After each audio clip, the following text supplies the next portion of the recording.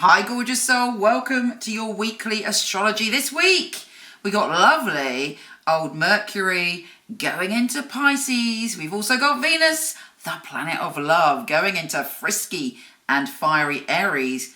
On top of that, there's a full moon in luscious and generous of spirit Leo.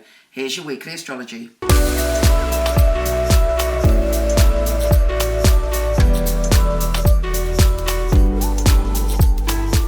Hey Virgo, wow, this week is full of mystery, magic, romance and strange happenings. Now, Mercury, your ruler, isn't in the best place because it's preparing for the retrograde. So there's a sense of things are getting slightly static, but there's all this love action this week. Be cautious if you meet a new love, make sure everything is what it seems to be. But it could be that there is some very intense karmic and deeply involved emotional relationship that you have to sort out. Could be someone from the past. But, you know, there are past patterns when it comes to love that you would be wise to look at this week. There's a flavour of love. You're wanting love and harmony, not just in lover-type relationships, but also in partnerships and friendships. You want everything to be balanced and fair. You want there to be give and take. But you're prepared to compromise. You're prepared to forgive and open up.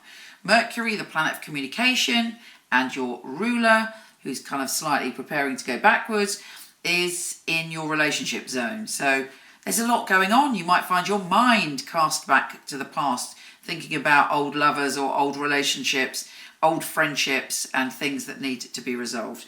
On top of that, we have Venus, the planet of love, going into your very intense place of power and secrets and sensuality and love triangles and obsession.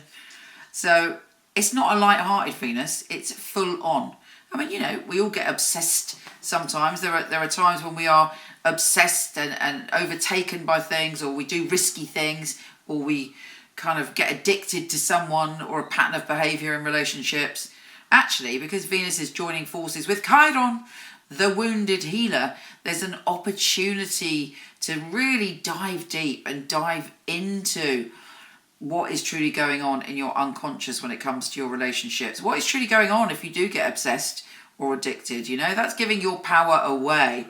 Hopefully Venus here and Venus joining forces with Chiron, you can draw your power back to yourself. You can be in your power. You can know that you are equal to all, that you know, you don't need to give your power away for love. In fact, when we give our power away in relationships, it's very difficult for the other person to respond in the way that we want, you know, because we're already putting out there that they're better than us.